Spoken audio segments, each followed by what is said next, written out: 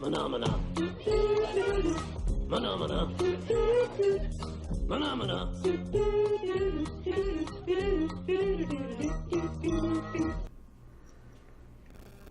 What's up, everybody? Welcome back to another episode of Don't Be So Brewed. I was about to say, we got to clink them this time. We already busted them open. Since we got ahead of ourselves. Don't Be So Brewed, as you guys always know, is brought to you by the Specific Chiropractic Centers, Etches, and Red Light Media. Hashtag with our cheap plug, to make sure that we always get that in. I'm here with my bro host, of course, Scott Zimmy Zimmerman. What's up? And as you know, I'm all the AKs as above as you can imagine. I even wore my burgundy for you. Oh, yeah. Dr. Burgundy, Double B, all the ones that we can think of course. All colors starting with B. And we have a guest that I'm going to introduce here in a second, but I want to make sure, as Scott always likes to say, if you're coming back to watch us or to listen to us, thank you for coming back. We always appreciate that. And if someone has invited you or told you about us and you're new here, buy that person a beer. Or some wine, whatever you would prefer. Get them something nice. Listen, take care of them. We appreciate that they sent you here. We're very grateful for that. So let's go ahead and get right into it. I want to introduce our guest. We have a very special guest today.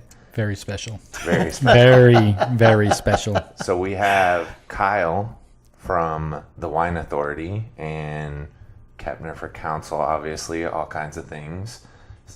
Plenty of things that I could, mention, but we'll get into it in a little bit. So I'll let you say hello. Tell everyone, tell everyone a fun fact. Just pretend there's yourself. like a million people out there. And you're talking to like China and Japan and France. I mean, we've got... You kind of are. We've got global. quite the following. Oh, all 7 people are spread out everywhere? Yep. Okay, Everywhere. They great. travel. We've got them sure hired. we get those people to vote. We got that Trump thing where we can make sure we... Yeah, vote early and vote often. Yep. Doesn't matter where you live. Or where you're buried. Yes, so... It'll be fine. Dead votes are okay. Hey, they're just as important as other people, dogs, pets, anything. I mean, they do take up real estate. They do. true. And they pay their final property They tax pay when their they buy property their tax, plot. yeah. It's... So I'm Kyle Kepner, and I own the Wine Authority, and I'm running for City Council in Richardson. Like these guys, I'm a small businessman in this area, and I'm happy to be here. Awesome. Well, thanks for coming on. All right, thank you. So we're going to start this thing off with our favorite game that everyone loves. Well, before we even do that, where are we at? We were like 287. Oh, man, I didn't even check. So I guess we're still 283. All right. Then we're holding our status. Listen, everyone knows that we're hashtag the best new podcast of 2019. So, and now bringing Kyle on, it's just going to help expand that even more. We'll move up at least a We'll spot move or up two. at least a one spot or spot. two. Yeah, one spot So at least. we'll keep climbing the charts as we always do. Normally what we do, Kyle, is I have looked it up and I know the stats that are statistically proven that show that we're one of the best podcasts in the world. Not the best yet. We're not quite there yet. Getting there. Yeah, one of these days Best we'll be on new Joe Rogan. podcast, Yeah. but not the best Yeah. podcast We're getting there. yet. Joe Rogan is over us by a little bit. We're trying to get close. All right. So we're going to get to the serious part of this. We're going to roll right into 20 questions. Yeah, I was about to say, we'll get to the first thing everyone likes for us to do. We like to get to know our guests a little bit better, so we like to play a little game where we ask you 20 questions. Okay. We learn a little bit about you. Okay. We'll probably end up rabbit trailing off of a few questions as we tend to, because as we get to know a little bit more about you, sometimes we dive into some things. But There's a prize if you successfully complete. And I even bought a prop today. wow, Scott. Because this is a very serious part of our... Zool, of course, is always I know, here, as you right? guys know, and So if Zool's people- going to be really impressed that Scott came super prepared. I came for this prepared podcast. with a prop, because this is a serious piece of our... IP and Bulls. All right. Yes. Kyle's really glad that he came on the podcast right now. For those of you who aren't watching us on YouTube, There's a prize if he gets through all the Scott questions. has a trucker hat on that he won, by the way, at a networking White event. Elephant Exchange, and it says IP and Pools. Can't wait to wear that on the campaign trail. It's a fantastic hat. Listen, you got to know your market, right? Who's your voters? Yes, that's right. People like this guy. Yeah, this guy. All right. Here we go. 20 questions. Where were you born? Richardson. Do you have a middle name? Austin? That's like a conflict, right? Not really, no. Richardson, Austin, nothing there? My grandfather was driving up 35 towards Austin, and on the sign before Austin was Kyle, Texas, and he said, "That's what I want to name my grandson, Kyle Austin." So that's how I got my name. Is that a true story? That is a true story. That's unbelievable. Wow. Listen, Hey. sometimes you're like, where's that come from? I'm just Is that glad. like a family name? I mean, for Is that you, one of these, for you, I'm glad he wasn't driving through Denton. I mean, that would have just been weird, you know. I could have been Corinth Denton, which would have been horrible. Could have been Allen. I mean, there's some options here. There's, you know, Could have been it just Tulsa. depends on- yeah. Oh God, don't get Lord. Scott started on Oklahoma. We'll never get back. First job. First job, mowing lawns at Miss Bell's house at Owen's Country Sausage Farm. Really? Yeah. I was. My mom got me hired. She was with Junior League and had me mow the yard over there and do all the landscaping. I got a few dollars every week to do that. That's I was really about to cool. say that was my first job, but I don't remember whose yard it was. It was Well, just always my mom told me, "Hey, you're gonna go Yeah. mow our friend's yard." So I Well, was Miss like, Bell's house was in the oldest structures in this town, and my mom was active in Gotcha. the town. So That's pretty darn cool. there you go. So, was that? Would you say that was your favorite job, or was No, that's not my favorite not job. your favorite? You didn't like mowing the sausage farm. I did not like mowing the sausage farm. "Oh my gosh."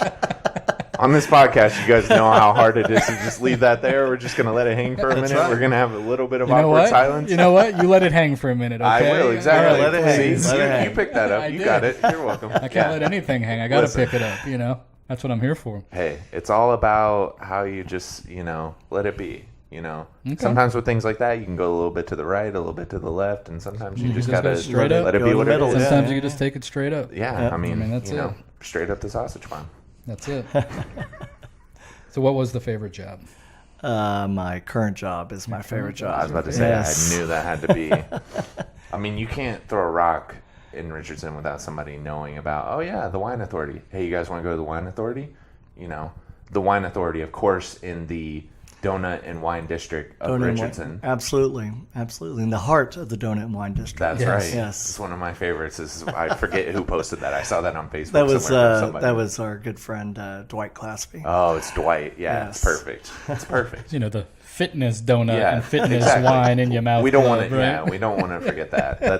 They actually jokingly have a sign that they set out front on Saturdays because everyone's picking up donuts while they're working out, and it says like, "Do not worry, we won't judge you. Like you can come in and join us. Like it's fine." Yes. And I know some of the members sometimes are like, "Yeah, I got to sneak in there because I know I'm not going to go work out on a Saturday."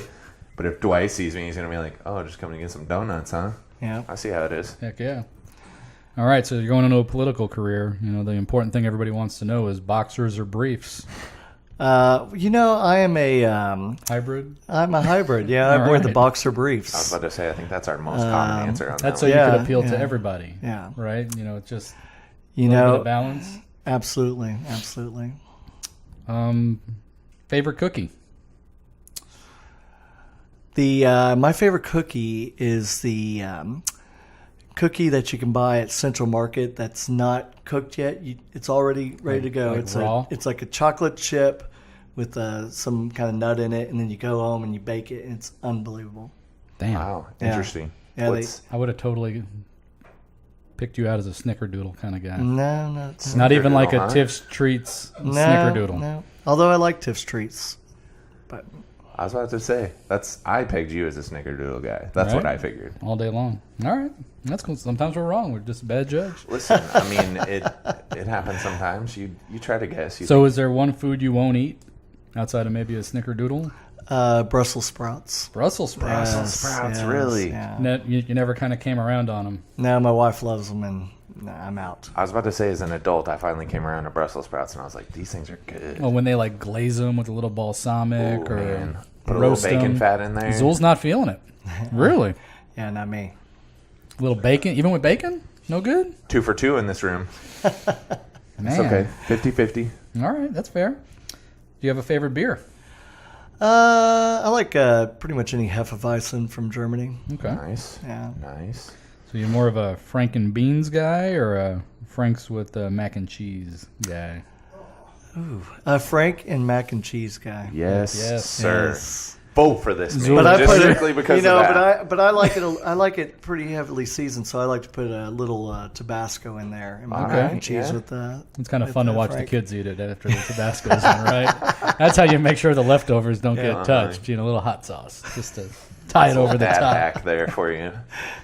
All right, here's a softball. Wine goes best with blank. Wine goes best with friends. Good answer. Yes. Another glass of wine. Fitness. That I was too. waiting for like anything. I mean, what kind of, that's kind of a. Are you more of a fitness in this gym kind of guy or a fitness in my mouth kind of guy? Definitely a fitness in my mouth kind of guy. Right on. You all right?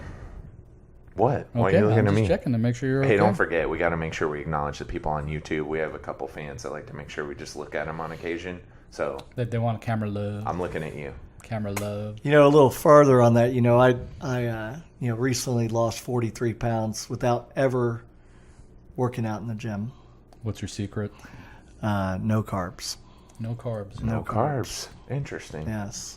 That sugar. Listen, How everybody's long, different. how long did it take? October 1st to today. Really? Nice. Yeah. Damn, 43 pounds. Listen, I know people that do that, just cutting out the liquid calories. I know that there's people like, I didn't change a lot. I can what do you tell- mean you didn't do anything? It's like, I just stopped drinking, Yeah, that helps. But I can tell you a little later why I can't work out. There's an issue. There's a story there. Okay. Yeah. We'll have to Oh, dive It's a into good it. one. We'll dive into it. So some people don't know you, because we do have people in France and Japan and China. Although and I know a Germany lot of and Greece. I know a lot of French people. Africa. Yeah. I mean, So do you have children? Yes, I do. I have 2 children. Cole is 12 and Kendall is 9. Excellent. And how many wives do you have? 1 currently, Okay, excellent. but she's a handful sometimes, so feels like 2 or 3. Depends on the person. Depends on the time and the form and the function. don't worry, she won't listen. Our wives don't listen either. You're safe. This is a safe place. We know what you told them before you came on. We do know. Just saying. It's okay. We have wine. Don't worry. Okay. What made you decide to run for council? I served on the grand jury last year for 6 months. I was foreman of the grand jury in Collin County.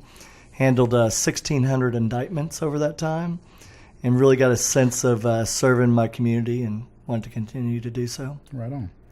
And when the opportunity came across, I thought that we need less lawyers in politics and more small business people. That's why I love that you're running. I mean, I know that's a thing that you have going around Facebook, but when I saw that, I'm like, it's true. You need someone like you that understands, the pulse of this and how, the community and the people. Like, I think it's one of those things that everyone tries to say of like, I'm about the people, or I'm for them, or I'm for this community. But you're someone, like you said, that's lived here your whole life. Mm-hmm. You mowed the sausage farm. Yep. You've been here. You have a small business. We're not Listen, letting I'm just we're not letting referencing that back hang to. anymore, or what? I thought that was. I'm just bringing it Hang back on. to That's the right. to Full the circle. memories for people. Yes. That's right. Remember, this is where things all started. It was the first job. Yep. It was the first time he served his community, and then now, serving the community with some wine. We changed it up a little bit, and then now serving them by trying to, run for city council. So support people who support small businesses. That's what I'm about. I mean, Absolutely, and we're all in that boat. The funny thing, I get a lot of people say, "Oh, it must be nice to own your own business, and you get to take it easy." And I'm sure that both of y'all work 100 hours a week just like I do. yeah, that could not be more false of a statement. On the week where I only work 4 days. Right. But I'm going to still be working as I'm gone. That's Well, the you thing. work- That still you- counts. Any of that You still work counts. when you're in the office. You work when you're not in the office. If you're not in the office, you're networking.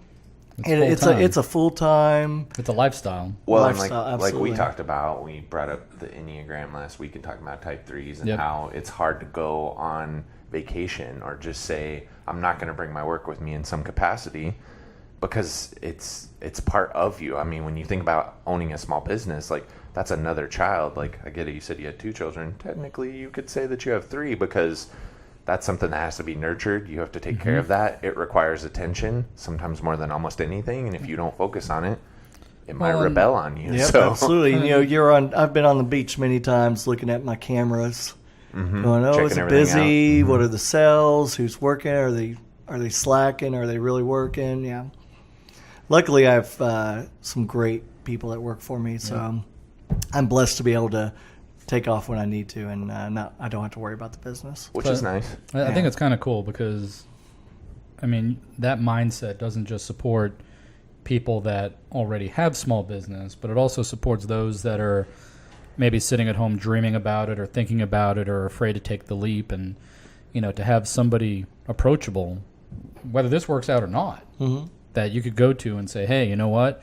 This is something I've been wanting to do. What are the things that I have to kind of look out for? What are the pitfalls? What are the risks? What are some of the challenges that you've had to be able to make that connection with somebody is absolutely tremendous. One thing I want to do with that, and I'd love to involve you guys, is I want to create a small business incubator where we can sign non-disclosures and we can sit around 10, 15, 20 people and shoot our ideas out there and bounce them off each other and say, what do you think this, how do you think this would work? Or what do you think about this? And, you know, we can get a positive and negative feedback, you know. And, Which is good. Which is that. great. Yeah. Absolutely. That sounds like our little round table group that we had actually talked about. So that's almost perfect how those things right happen. in.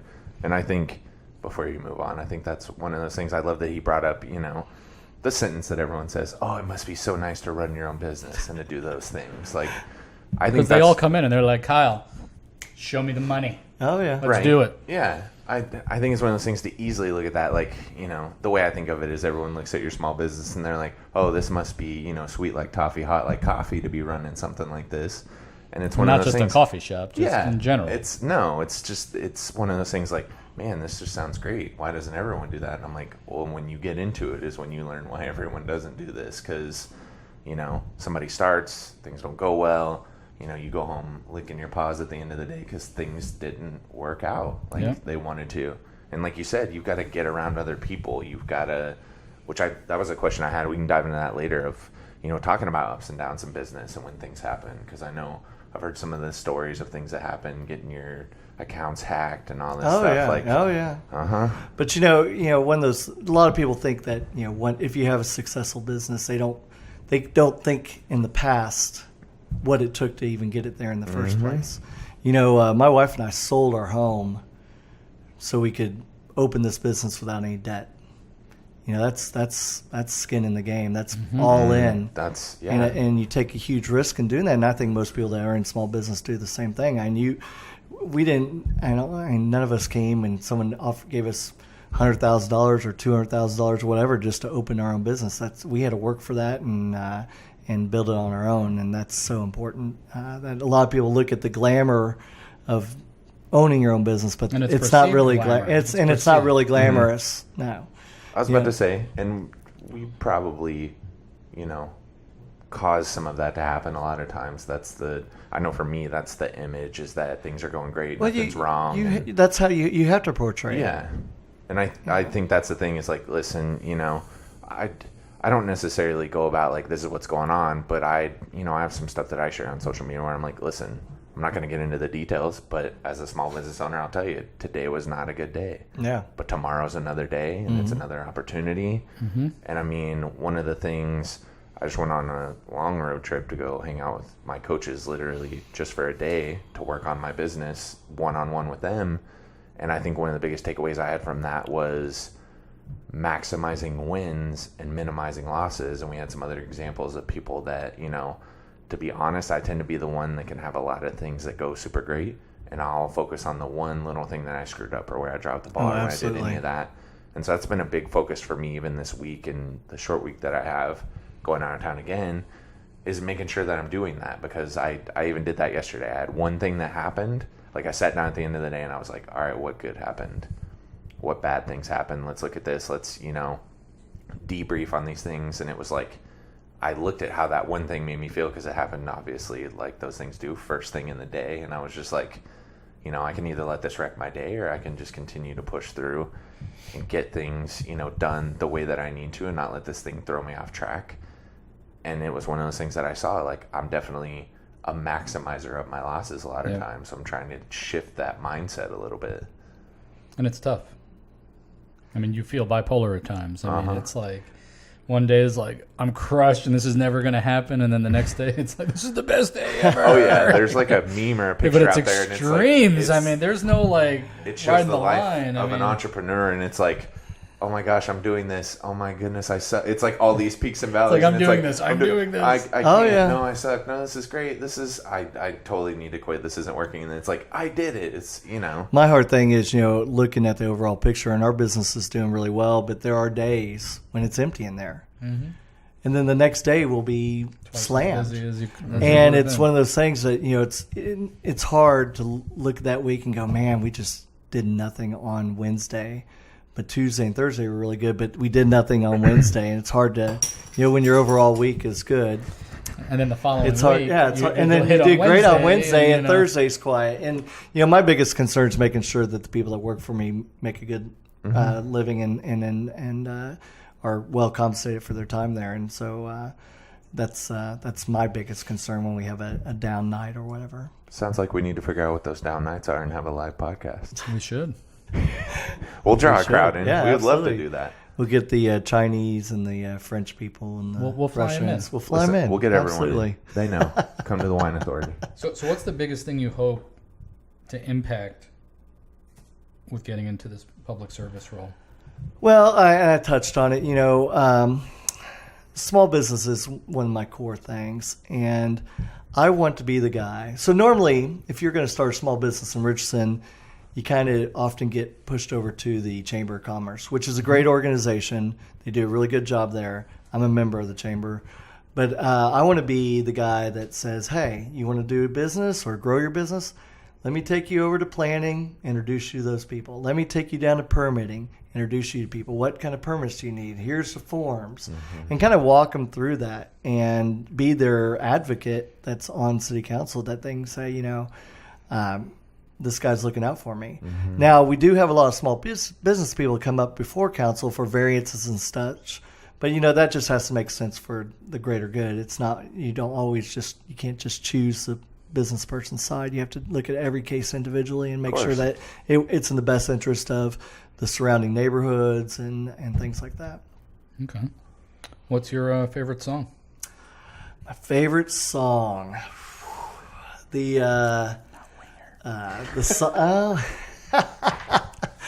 Let's see here. It's "Trouble" by Coldplay. Right on. Yeah. All right. Are you an Uber guy or a Lyft guy? Well, funny thing is, I drove both of those, as you know, because you did some research on me. They're both equally as bad. I tend to take Lyft just because they've made their image to be a little better, even though they're pretty much the exact same company. Okay. Best wine you've ever had? That's a difficult question because That's why I asked it. I asked tough ones too. wine. Yeah, well, wine is one of those things you oftentimes you can, when you drink something great or expensive, it's not as much the wine that you remember, but the situation that you're in. I mean, the most expensive wine I've had was a 45 Mouton, which was out of a Magnum, and that's around a $40,000 bottle of wine. But that was at a private party, and the bottle was empty, and it was like it was. It was empty. I shared It was like that. a drop, and it was the best. I shared that with the owner of the bottle of wine, and it was a great experience. But yeah, that's the most expensive. I've had countless great bottles, favorites that I've had. Would you say it's worth it though for something that expensive? Like, Wouldn't be worth it for me because that's a car. But, yeah, that's what I'm. But for someone that you could drink. I mean, how cool would a car be that you could drink? that would be pretty cool. But that's a whole nother level. Money. Oh my gosh. The value of wine, it's all relative. I mean, for me, a $300 bottle of wine is very expensive, but for other people, that's their daily drinker. Mm-hmm. So, yeah. Cool. Tell us about your first experience with a corn dog. Well, obviously, being from Texas, I know. it was probably from the state fair when I was a little kid. What's it? Fletcher's? Fletcher's corny dogs? Yeah, That's absolutely. right. And I still get one every time I go to the fair. I was about to say that's my go-to every time. Have to have one. It's the best one. Absolutely. I mean, that's our throwback to episode 1. So everyone knows, or everyone, if you're new, go back, check out episode 1. You guys will understand why our logo has corn dogs in it. That's exactly right. Last question. What keeps you up at night? Coffee, caffeine, chocolate? I'm a night owl, so I'm up at night most nights. I usually go to bed about 1 or 2 o'clock in the morning. So you're just nocturnal. I'm nocturnal, even though I get up at 6:30. There have been times I've dropped my kids off at school and head back home and take a nap. But I start functioning really well Nice. about 9 a.m. Yeah. Right on. I'm the same way. I tend to stay up late, and then I'm like, oh, I pay for that in the morning because Yeah. I have a child. I'm up So, late. I'm up early. Uh-huh. It's like and now I'm like biologically clocked for it. Yeah, Doesn't matter what time I go to bed, I wake up at the same time. 20 years of hospitality does that for me, at least. I was going to say you start doing that stuff, but then you also got to think about like your neighbors. Like I swear one of my neighbors has a didgeridoo that they play sometimes during the week. Like the most ridiculous thing. I'm just like, what is that? And I'm like, I swear. My neighbors that have chickens. Oh, God, you have neighbors with chickens? Yeah. Do they squawk in the morning? Yeah. Oh, no, thank you. Yeah, I'd be like, Be So having some chicken. I know you're not allowed to drink beer on the air, but in the privacy of your own home, I'd like to thank you for coming on, Oh, my pleasure. answering our 20 questions. Yes. You've got to answer the 20 questions Don't to be get so those brewed. or win something. Actually, we're going to have a game on the next episode, so We stay are, tuned. And it will be a fun one. It's going to be fun. All right. So I actually have So, a story A that leads story. to a question that I know we like to but ask he had a pretty story often. too. What was your story on? About why I can't work out? Why you can't work out? Do it. Let's Dive hear into Okay, it. so on Cinco de Mayo, 1990, Uh-oh. I was going to school in Colorado. I went to Colorado State University, first few years of my college career. And my buddy and I used to free solo climb in Colorado. And we went out to a place called Horsetooth Reservoir. It's a beautiful place outside of Fort Collins. And You're talking like straight up no no nothing. ropes. Yeah. I was about to say. yeah, full we solos. were. This is 1990, so I was 20 years old. Not very smart, like most 20-year-olds. Those rocks weren't mountains yet. Yes, not like they are now. And anyway, we decided we were going to tackle the face of Horsetooth, and we were climbing up. My friend David Prince decided he was going to go up a little easier route than I wanted to take, and he got to the top, the summit, before I did, and he was about 20 feet above me, and I'm standing on a little ledge, and the sun's starting to go down over the mountains because I was facing west. And it's getting a little cooler, and it was hard to see, handholds and such. So I managed to put my shirt on. I had my shirt off when I was climbing. I put my shirt on, my red and yellow and white tie-dye Grateful Dead Jerry Garcia shirt. And I proceeded to attempt to climb to the summit, and I got about 10 feet from the top, and I couldn't find I couldn't find a way up. And David, I said, David, I'm gonna fall. I don't think I'm gonna make it. I held on there for about five or so minutes, and he starts stripping his clothes off and like ripping them and tying them together to reach down to me, and he didn't get it in time. And so I had a couple choices. I could tumble down the face, or I could push myself off and hopefully land in a position where I didn't die. And I was about 75 feet up.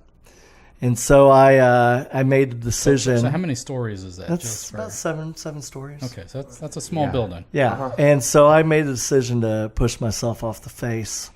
I didn't make it far enough because I pushed off and I ended up hitting my head on the ledge 10 feet down, cracked my skull open, and somehow, by the grace of God, I turned in midair, because if I had landed facing the mountain face, I probably would have continued to fall backwards.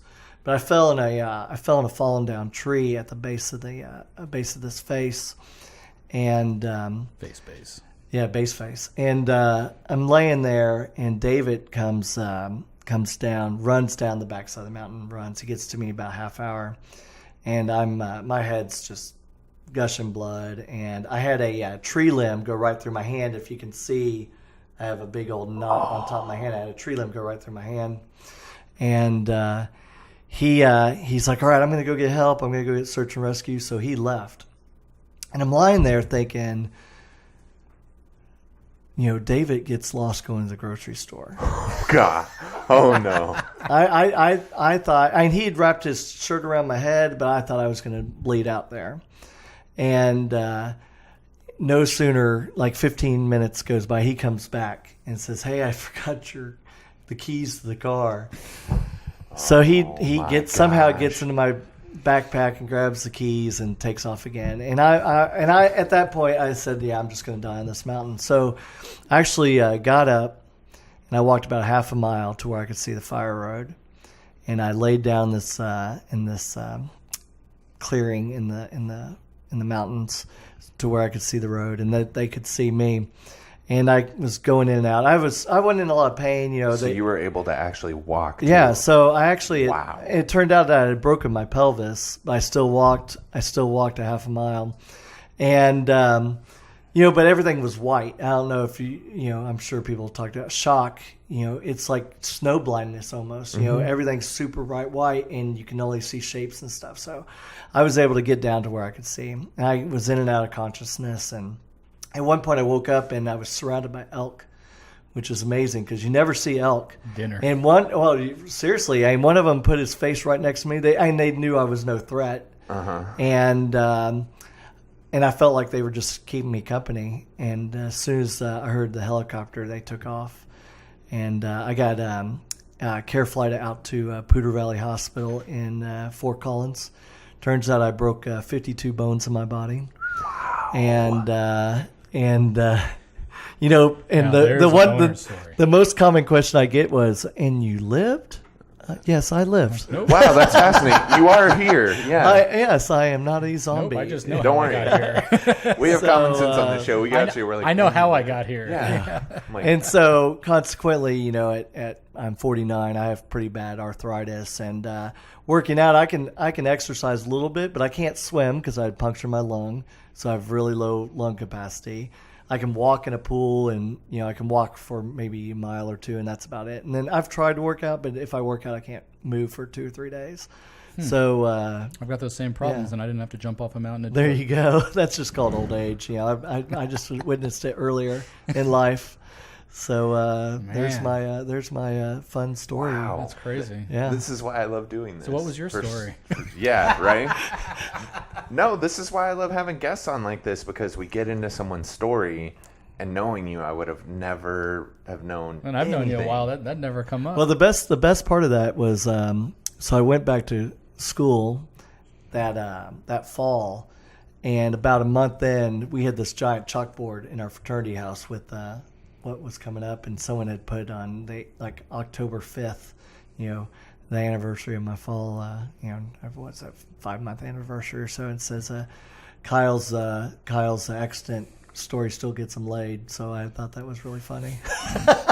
Yeah, boy. All right. Can't have beer, but you can talk about that. That's right. You can trust your fraternity brothers for fun things on the wall there. Oh, man. That is crazy. right?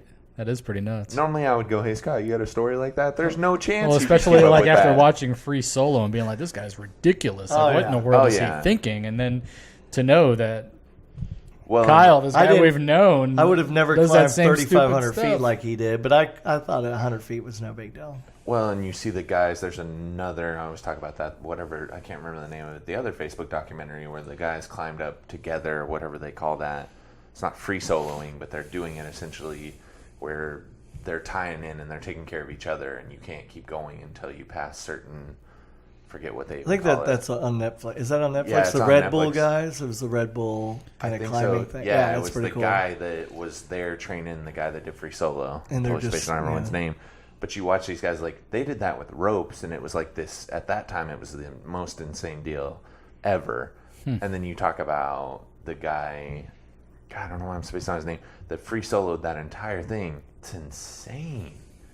And there's one point in that movie where he goes to go up, and he's like, I'm just going to go up early in the morning, that way I've got enough light, whatever it was, or, it's going to be a better setting for that. And he just comes down at one point, and he was like, yeah, today wasn't the day. Like, he felt terrible because he got himself all juiced up to do it, and then it was like, yeah, it just didn't feel right. Today was not the day.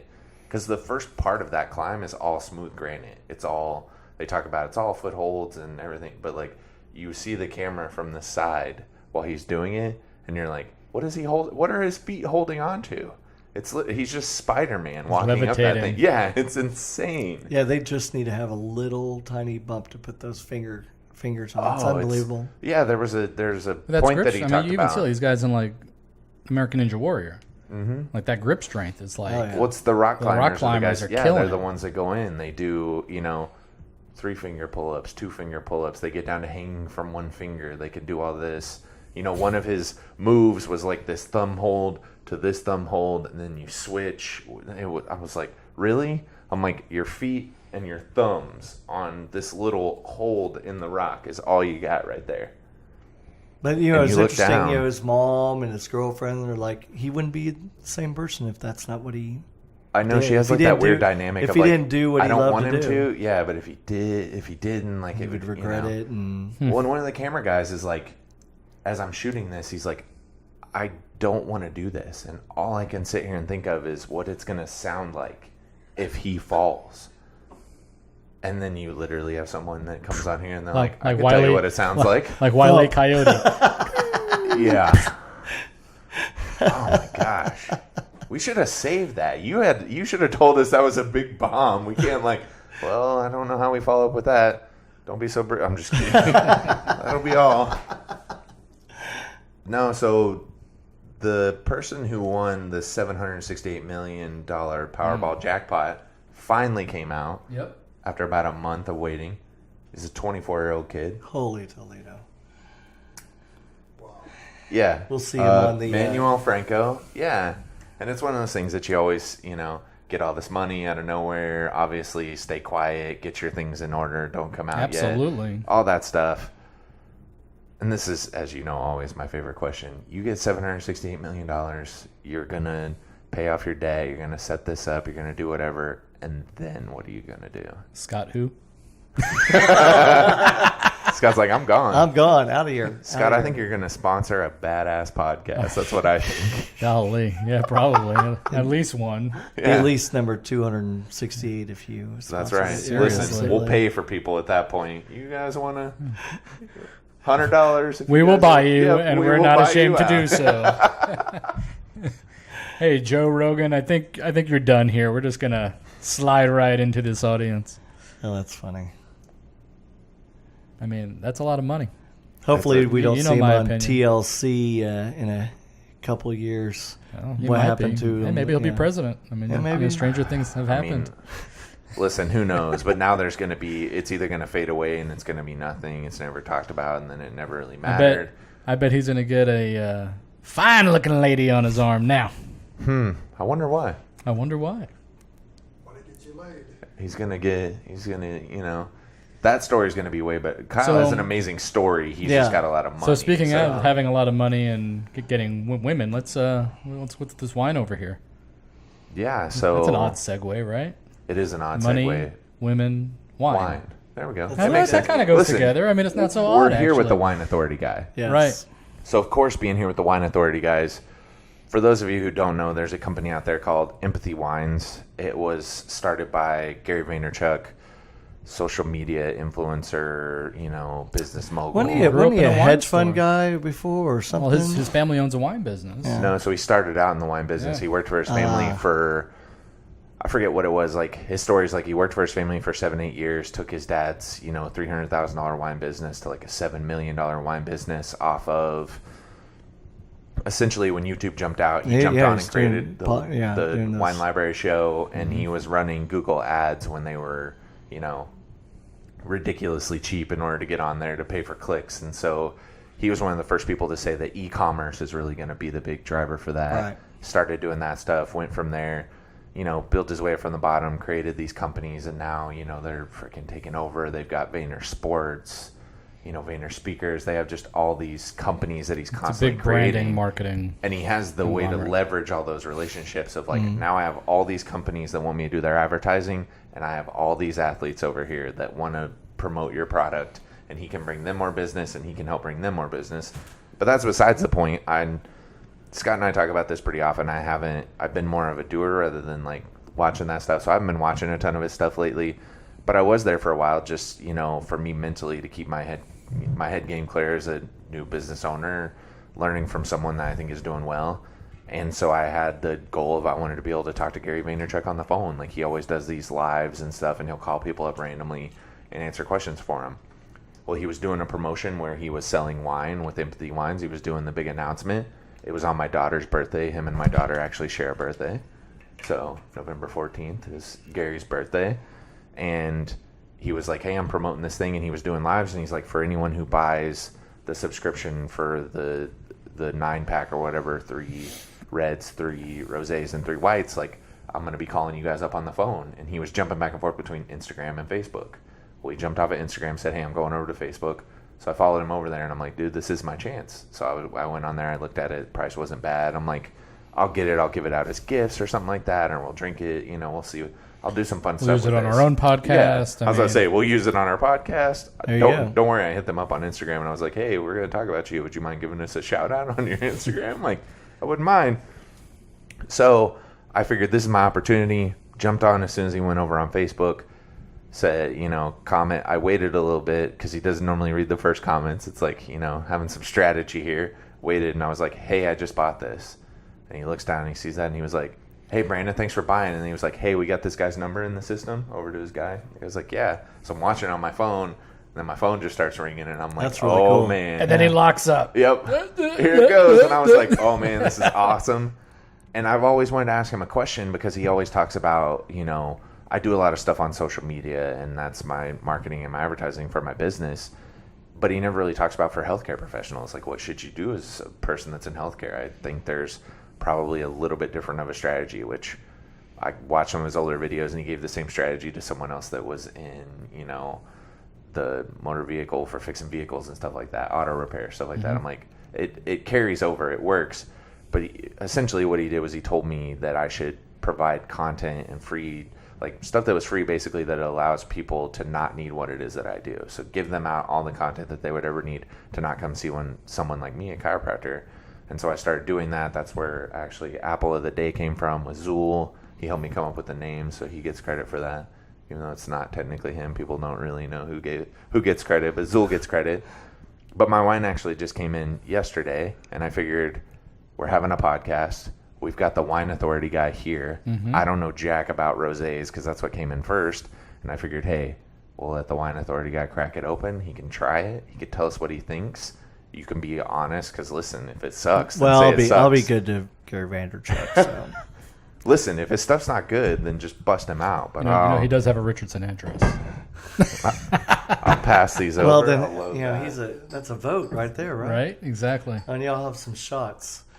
And listen, we got some glasses here. We'll let Kyle pour these things out. Describe the proper way to uncork a bottle of wine. You Squeaky. You screw it in there. You screw it until it makes the right noise.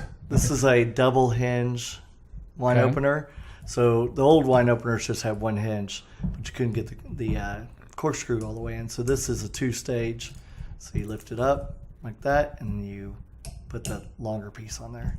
It's just so you screw it and then you pull it out. Screw it and pull it out. Boom! You get the satisfaction of that. And so this is, what you do with the cork. Well, Gary's got some cool corks. They have his little sayings and all that stuff. Yeah, on there. don't smell the cork. Don't smell the cork. When I was the sommelier at Three Forks, people would smell the cork. I go, it smells like cork, doesn't it? I love it. But yeah, so why do people think they have to smell the cork? What is it? Because that was in the movies and it's supposed to have the notes of the wine or whatever in the bottom of the cork. It smells like cork. Smells like cork. So I'm interested really to see this what is the because I don't know anything. So I have a traditional wine glass, and you have 2 Italian wine glasses. Perfect. Is Jazz going to be okay with this? Yeah, I'm sure. That's all right. Pretty strong pour. This is pink, Scott. This might be the least manliest thing that you do, by the way. Ladies and gentlemen, Scott Zimmerman. No, rosés are great. We're in Texas, and most people equate pink wine with white Zinfandel, and that is just a fraction. Most rosé is bone dry. I'm assuming that Gary Vaynerchuk's rosé is bone dry. It's great with seafood. I'll tell you. Great with anything with a sauce. It's refreshing. You hear that, Beth? Beth and I were talking about this earlier. Beth Alder, It's she not bad. give her a, she was talking about the white I mean, zip. I'm not like a big white guy. I'm a big white guy. But I'm not a big white wine guy. Negative. I'm the big white guy. I'm a big white guy. But I'm not a big white wine guy, and certainly I'm more of a red wine person. But I think it's So pretty it finishes dry. I was about to say, so I'm more of a red wine guy too, but No. I think that's pretty good. I taste a lot of rosés. It's a pretty good rosé. It's Is this like out of a box and then bottled? I mean, it's kind of... no. This is they really make this and put it straight into a bottle. It's good. But it's got what do you taste?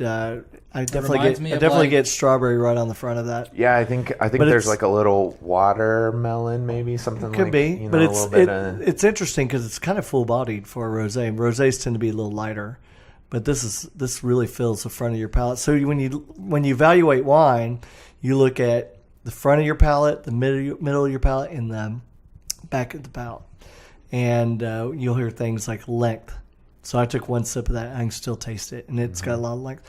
In fact, you can tell it's dry because if you take a sip, your mouth will continue to salivate. I was about to say because it's a bone dry wine. Listen, this is the first rosé I'm having, but I'm a fan. I mean, Kyle's over here putting it down. If you talk to me about coffee, I would sound like that, but with wine, I'm like, I don't know. I just know what tastes good and what doesn't taste good.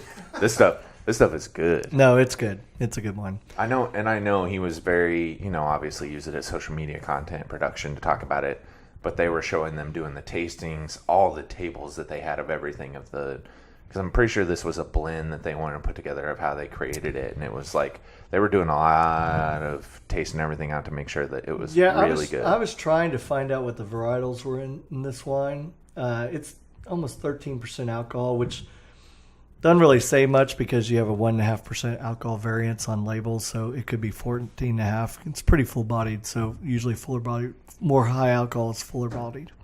Yeah,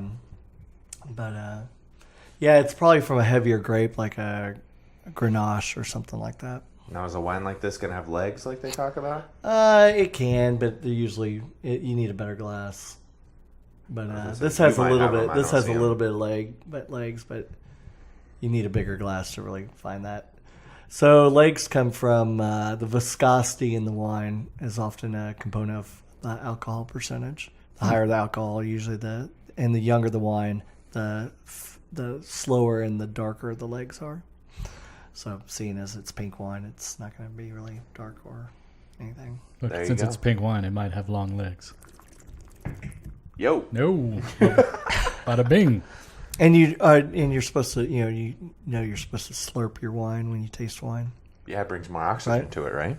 So you create a little bowl with your tongue, and yeah, Scott, show them. Yeah, You have to fill me up. No, you got to show them how you get the bulb tongue.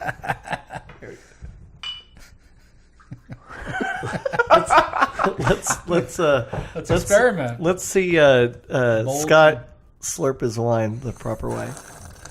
Yeah, that's not how you do it. Nothing there. No. That actually tastes worse doing that. You don't want to do too much because then it'll hit the back of your throat. I was about to say I had too much on mine. I was like, going, it really hit the back of the throat on that one. I couldn't. And nice thing about this wine also is this is almost a burgundy wine. You brought this in and it was cold, and now it's going to room temperature. So this is probably at about 65 degrees right now. White wine is supposed to be stored in 55 degrees is a good temperature. But I like to taste whites and rosés closer to room temperature because you see all the flaws when wine gets warmer. So when I was saw me at Three Forks again, I've worked there many years, and I would say, I bring out a bottle of Polini Montrachet, a nice $150 bottle of white wine from France. If that comes out of your nose. Yeah, that would have been great. Nope, nothing came out. And I would say, would you like me to put this wine on ice, or would you like me to leave it on the table so it achieves full flavor? And of course, they'd always say, because you never want to put it on ice. Mm-hmm. Champagne you can put on ice, but what happens is when you just like it, if your kids have to take medicine and it tastes bad, it's much better if it's cold. Cold liquid mutes the flavors. Mm-hmm. So if you look at, and I know this for a fact, if you look at Mad Dog 2020, do you know what it says on the bottle of Mad Dog 2020? It says serve very chilled on the bottle. Rightfully so. There you go. And so, when you put wine on ice and drink it cold, you might as well just be drinking cheap stuff because you've already muted the flavors. So when you go into something like that, what's the education process look like for learning? So this white stuff to wine become really a does sommelier? taste So bad. there's several tracks. Truth, I'm with you. right. I'm I mean, I've never had it served not chilled, which means Well, you want it chilled. means I'm right. You want to drink it. This is the right temperature to drink this wine. If it's summertime and you're at the You're pool, welcome. I let it get to the right temperature. if it's summertime and you're at the doing pool, nothing. you Thanks probably for want a bringing it little. You probably want a little colder outside of the pool. I can see that. But so there's a couple tracks. I call myself a practical sommelier. There's one established one called the Court of Master Sommeliers, but they just had a major hiccup and lost a lot of credibility this year. what happened? Ouch. Yeah. So on average, they have 1 to 3 people pass this test a year. There's 260 some odd master sommeliers in the How many world. people take the test? 40. Okay. It's harder than the bar and the CPA exam. It's one of the hardest things in the world. This last time they had over 20 people pass, Wow. and to save face, they realized and they found out that there was some cheating involved.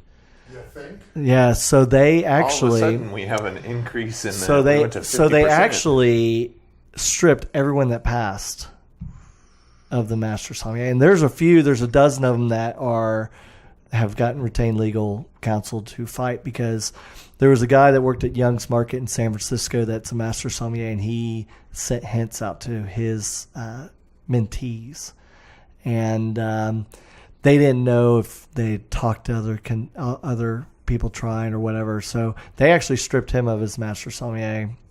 And I know several. There's one from Dallas, and his name is Scott Barber, and he's brilliant, great wine person. He's not giving his MS up.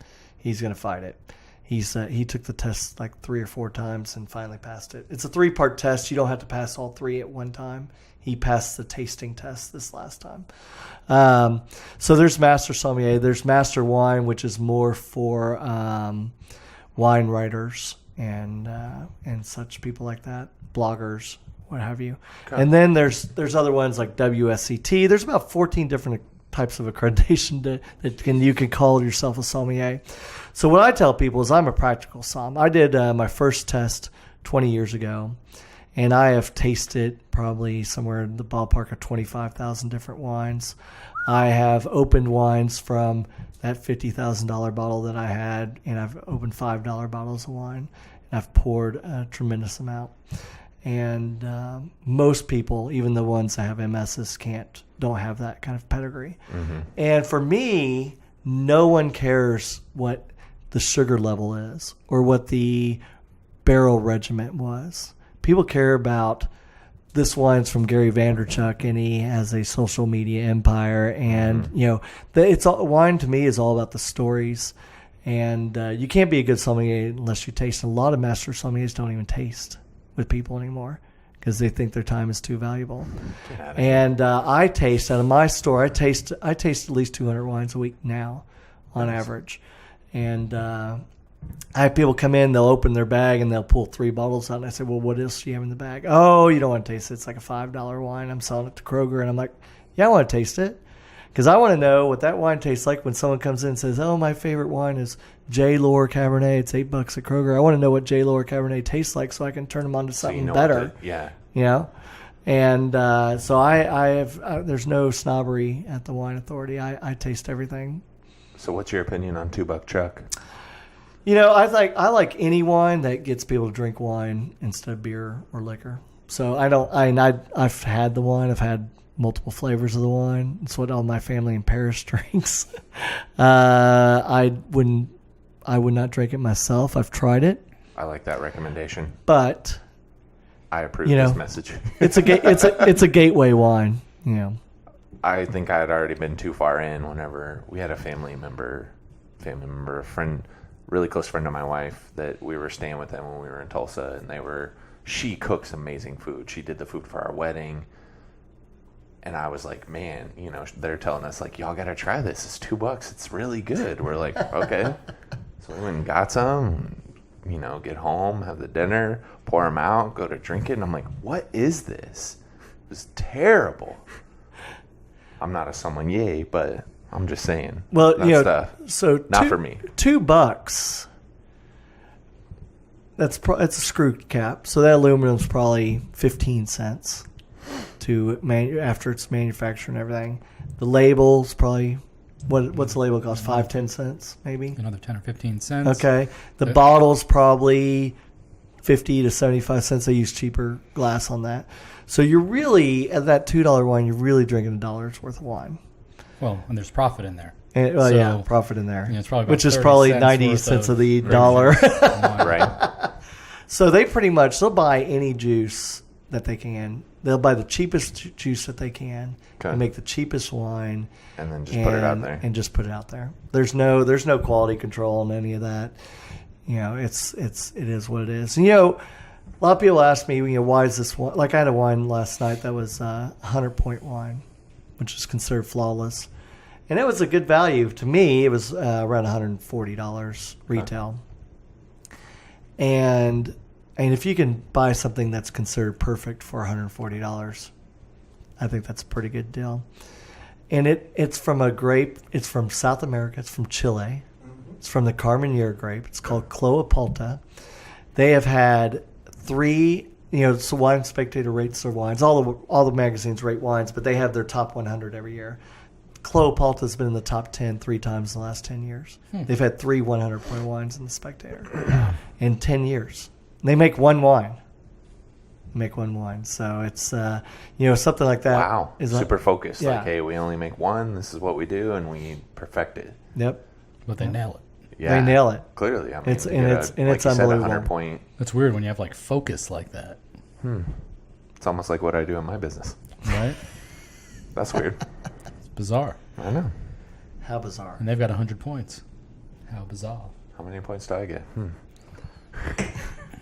How many do you get? I don't know. I mean, listen, they don't call me the Will Smith of chiropractic for nothing. They don't call you the Will Smith of chiropractic. You don't, but they do. They do. I'm surprised you don't know that. More like, This the, is more like the the- Ron Jeremy of chiropractic. Whoa. We'll table that for another discussion, I guess. If you're a client, then you know what I'm talking about. Whoa. I did not think that's what you were going to If say. that I thought it was doesn't going to help be your something business- else. If that doesn't help your business, I don't know what will. So, but you do way more than chiropractic, though.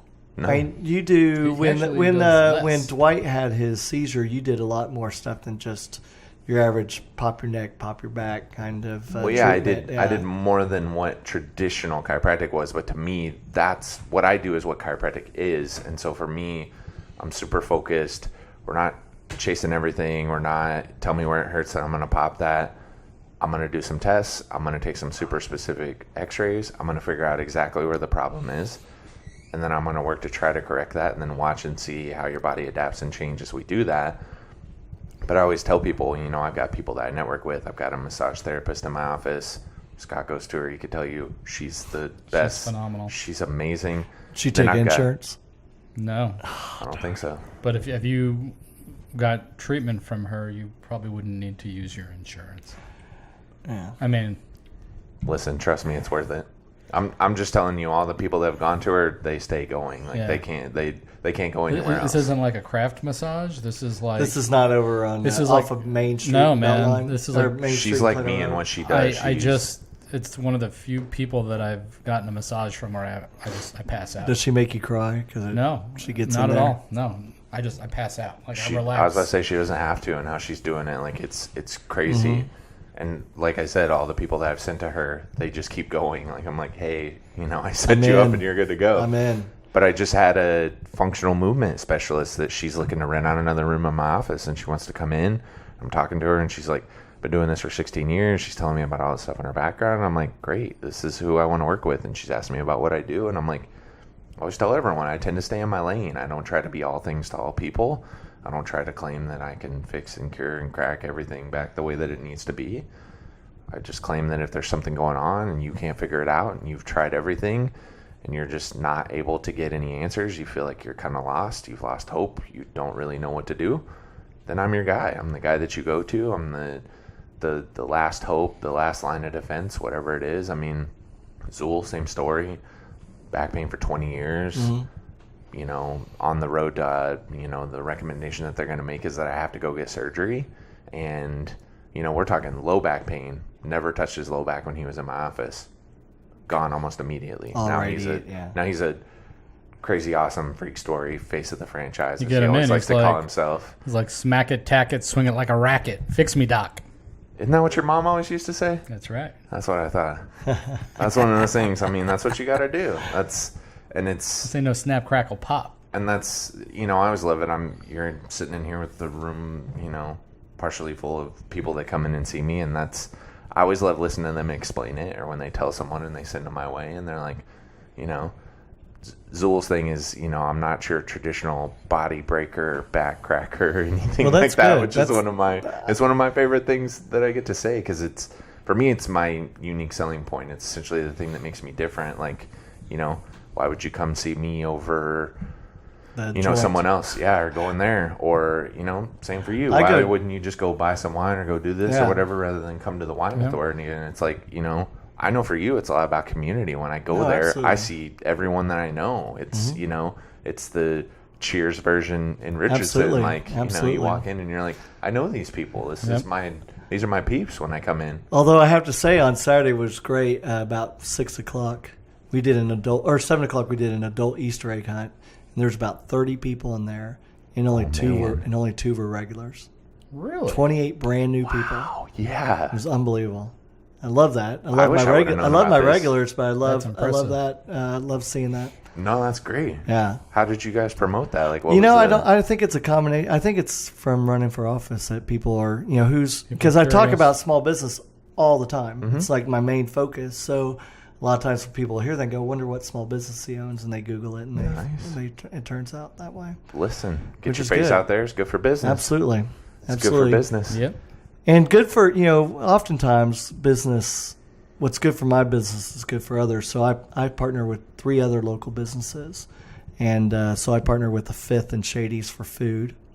And I just recently partnered with Isabelli's Chocolate on Main Street. I saw that. And so now we have a selection of truffles and chocolate bars that they made for us there. It's unbelievable. What a great The combo stuff with is some wine, really right? great. And, you know, them being on the east side of 75 and everything, you know, we probably have different clientele, and we can cross-promote, and it's great for everyone. Absolutely. Outstanding. And the chocolate's unbelievable. So that's good, too. It is good stuff. Sounds like we're going to have to go try some. Yes. All right. So we're like towards the end here. Anything Okay. you want to say to the people? Did you bring him a gift, or is that a gift for That you? was it. No, we did it. I don't know. I got my I'm talking about your... All right. Don't pee in the pool hat or whatever, I pee in pool hat. No. That's not going anywhere. I don't need That's the, this guy's waiting for the summer so he can bust that out at his pool. Yeah. Hopefully we'll all be there to see that. You floating in the We'll be there. You floating on the raft with that. That's right. All day. All day. All day. Yeah, so Kyle, tell the people where they can find you, where they can look you up, how they can get connected with you. You know, this is your chance to plug everything Okay. that you want. Great. So the business is Wine Authority. You can find us at thewineauthorityonline.com. We have a store and an online store and a tasting room. I don't like to call it a wine bar, but it, you know, in all essence, it's a wine bar at times. And then also Kepner for council, for city council. I have I pretty much cover all the issues. And if there's not an issue on there that you want to see covered, or if you just want to come and meet me, you can come and find me at my store anytime during the day, and I'll sit down and talk to you. Sweet. So I brought you a little something special. Oh, that's what this is for. We're not going to crack these open tonight. Thank goodness. They go 'cause great with rosé. I'm sure. Maybe Just we'll dip crack it one open. right in there. Just dip one right in there. Good. We're going to wait for them to get a little stale, Of course, as you would. and then we'll do a taste test. Oh my gosh. Okay. I'm going to Pink convert you. versus I'll yellow. do it. He's going to All try. right. Do you So think we, they're different flavors? Oh, they're way better stale. No, he just Have you likes them had stale. We had a discussion Oh, on. I you're figured gonna, he might want pink. are you going to open one and let it go stale and keep the other one closed? Yeah. Okay. No, so we had the discussion on one of the episodes about peeps. You know, people, I tend to see it pretty 50-50, maybe 60-40 in the, like, not People? a fan. People. Well, I always call my peeps my peeps. Peeps. Yeah. But, I always say that. But we had that discussion, and Scott's like, no, I like them, a little stale. So Alana, my wife, looked them up and found on the website that like 20 to 30% of the people that eat them prefer them stale. Well, then they should come out with a stale variety. That means 70% of the people prefer them fresh. They do. In like 2 weeks, they'll mostly be stale, and I'll pick them up. But for you got to have you like know, the 75 Cheez-Its. cents. It's like Cheez-Its has got this thing and the extra toasty, which, by the way, if you haven't had the extra toasty Cheez-Its, that's the way to go. Yeah. They're so much better than the regulars. What about the big? They have big ones now too. Oh, I've never had those. They're Yeah, the the ones giant that are like Cheez-Its. massive. Yeah. I don't know. I'm No, the kinda extra like- toasty ones. So what happened was, in the box, every once in a while, you would get one that Oh, was yeah. a little overdone, and people Yeah. were like, "We need a whole box of these." So Cheez-Its, listen, they made it. They're the best ones by far. Awesome. My wife turned me on to them. All right. Crazy. So you ready for a wine dad joke? Okay, here we go, guys. Here's Scott's final closing thoughts. Let's see how they go. All right. I trained my dog to bring me a glass of red wine. It's a Bordeaux Collie.